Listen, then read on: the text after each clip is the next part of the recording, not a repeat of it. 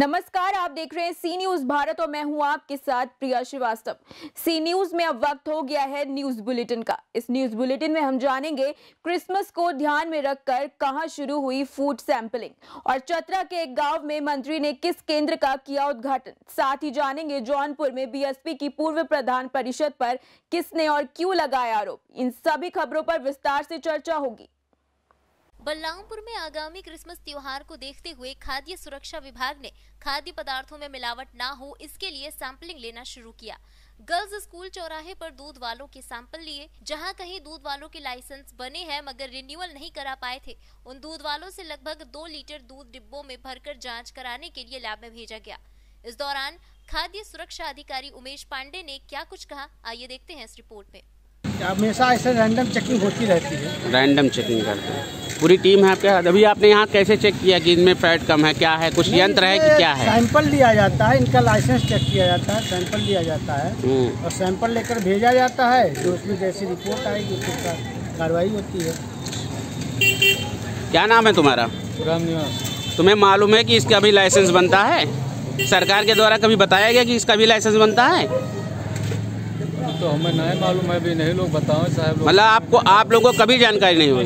इससे पहले कभी लाइसेंस पहले रहा दूध के, तो क्यों कह रहे हो नहीं बनता है? आपको जानकारी, आपने रिन्यूअल नहीं कराया लाइसेंस का? अभी तो नहीं, लॉकडाउन से नहीं भाई, लॉकडाउन की वजह से नहीं कराया। सर लाइसेंस की क्या प्रक्रिया है? लाइसेंस ऑनलाइन आवेदन किया जा सकता है एफएसएसआई की साइट पर जा करके। अच्छा, फीस जमा करके ऑनलाइन जारी हो जाएगा उसका। अभी शहर में कितना चेक हुआ है सुबह के टाइम में? अभी तो ये क्रिसमस पे अभियान चल रहा है। क्रिसमस पे अभियान, आज के अभियान 24 तक है अभियान। अच्छा, गलत पाए जाने पे क्या जुर्माना उर्माना है?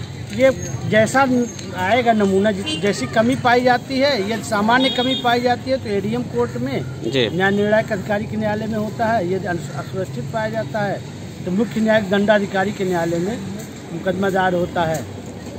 आप सभी गौ पालकों से क्या कहना चाहेंगे? अपना लाइसेंस बनवा लें ऑनलाइन जाकर। गौ पालक से नहीं हमारा मतलब है, जो भी दूध का व्यवसाय करते हैं, कोई भी खाद्य व्यवसाय, कोई भी खाए, वो जा करके अपना लाइसेंस ऑनलाइन आवेदन करके प्राप्त कर सकते हैं। ऑनलाइन के लिए जनसेवा केंद्र ही जाना पड़ेगा? नहीं, कहीं से भी किसी भी ऑनलाइन साइट पे जा करके या फिर सरकारी पे आवेदन करके प्राप्त कर सकते हैं। कोई अतिरिक्त शुल्क नहीं लगता है? नहीं, शुल्क सबका अलग अलग निर्धारित है। जो 12 लाख से कम जिनका व्यवसाय है उसका है 100 रुपये फीस है, और जिसका 12 लाख से अधिक है उसके 2000 है, 3000 है, जैसा व्यवसाय हो। बलरामपुर से सी न्यूज संवाददाता संदीप की रिपोर्ट।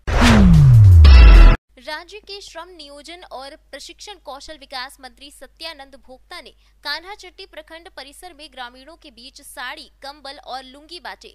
पिलतौल गांव में धान क्रय केंद्र का विधिवत पूजा अर्चन कर फीता काटकर उद्घाटन किया। उद्घाटन के मौके पर मंत्री ने कहा कि पूरे भाजपा की सरकार में 7 धान क्रय केंद्र थे। वर्तमान हेमंत सरकार में 5 बढ़ाकर 12 कर दिए गए हैं ताकि किसानों को धान बेचने में कोई दिक्कत न हो। इस मौके पर पदाधिकारी द्वारा मंत्री सत्यानंद भोक्ता और समाज सेवी अरुण कुमार सिंह को शॉल उड़ाकर सम्मानित किया गया। मौके पर उपस्थित नवल किशोर यादव, समाज सेवी अरुण सिंह, कान्हाचट्टी प्रखंड विकास पदाधिकारी राजपुर थाना प्रभारी के साथ सैकड़ों लोग मौजूद रहे। पूर्ववर्ती सरकार में मात्र 7 क्रय केंद्र था, राज्य सरकार ने 5 क्रय केंद्र और बढ़ाया है। इस वर्ष 12 धान क्रय केंद्र खोले गए हैं ताकि किसानों को दिक्कत नहीं हो, और FCI को दिया गया है ताकि प्रत्येक सप्ताह में उसका उचित जो मूल्य है उसका भुगतान हो। तो ये अभी कल हंटरगंज भी रहेंगे, प्रतापपुर में भी रहेंगे, और ठंडा को देखते हुए जितने बेसहारा गरीब है उनके लिए कंबल, लुंगी पहनने वाली लुंगी, बुजुर्गों के धोती, महिलाओं के लिए साड़ी, ये सरकार सब लेकर साथ चल रही है। जो जहाँ मिलेगा जैसा है वैसा सबको दिया जाएगा, कुछ न कुछ, चाहे कंबल हो, साड़ी हो, धोती हो, पैंट शर्ट हो। चतरा से सी न्यूज संवाददाता शाह फहद अली की रिपोर्ट। जनपद जौनपुर की पूर्व जिला पंचायत अध्यक्ष और बीएसपी की पूर्व विधान परिषद सदस्य पर एक ग्रामीण के द्वारा आरोप लगा है कि वो अवैध तरीके से अपने ही गृह ग्राम नयनसंड में भूमि अधिग्रहण कर रही है, जिसका खंडन करते हुए बसपा नेता प्रभावती पाल ने इस मसले में अपना स्पष्टीकरण प्रेस वार्ता के दौरान साझा किया।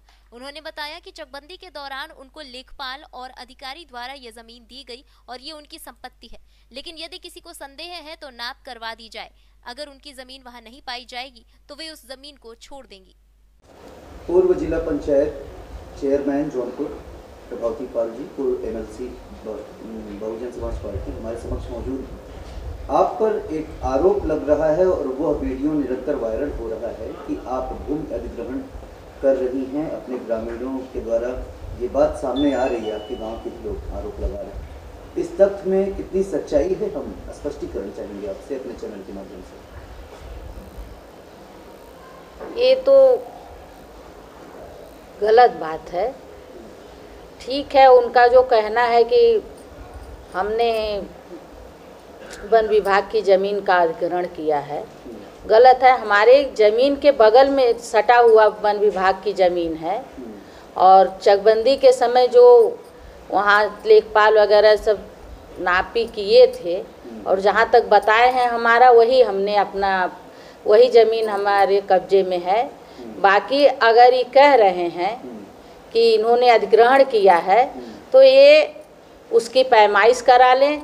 अगर हमारे ज़मीन हमारे बाउंड्री के अंदर उन वन विभाग की ज़मीन आती है तो हम उसको छोड़ देंगे, पैमाइश करा लेंगे तो एक बात और क्लियर हो जाएगी कि हमारी जो मौके पे रकबा है उतना हमारा पूरा कहाँ किस तरफ है। और इसमें ये तो हमारे परिवार को या हमें एक बदनाम करने की साजिश है।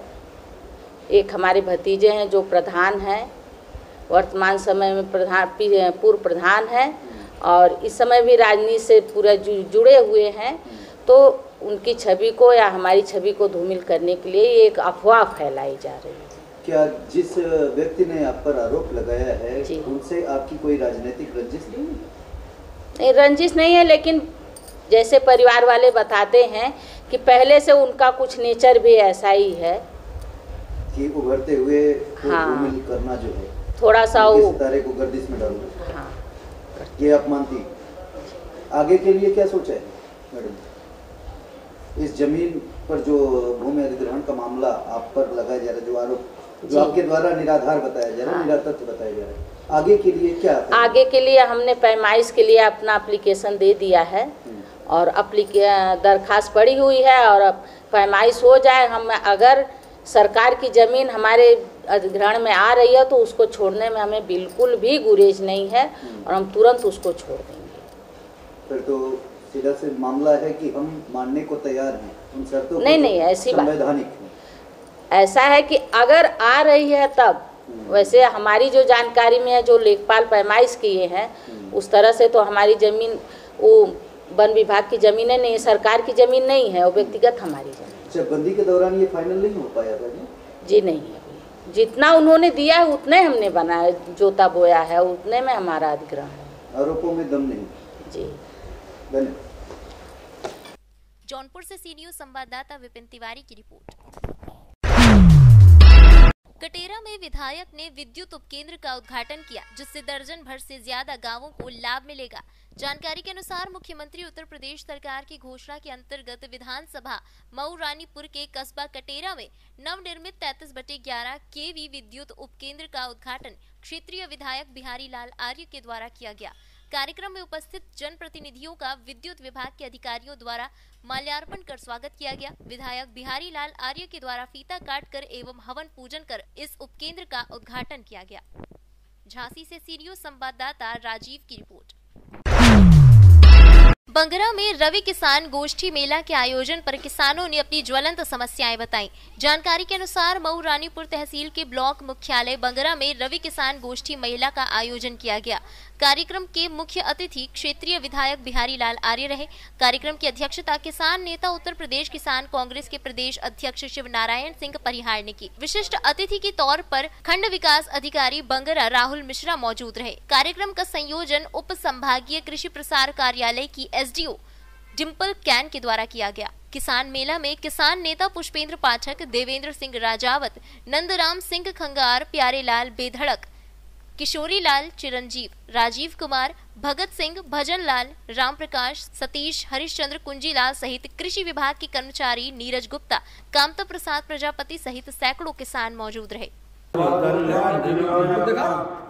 कीमती समय आज किसानों के बीच में निकाला है और इस किसान गोष्ठी के आयोजक हमारी डिम्पल केन जी को भी बहुत बहुत धन्यवाद।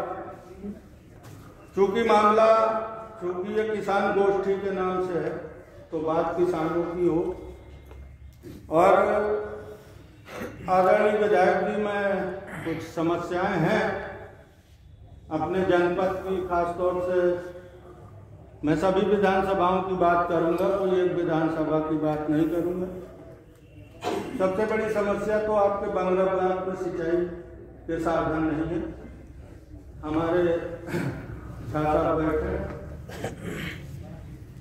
जागरण के हमारे वरिष्ठ पत्रकार हैं, इनको पता है कि हमारे बंगरा ब्लॉक में हजारों एकड़ जमीन पानी ना होने के कारण आज भी खाली पड़ी।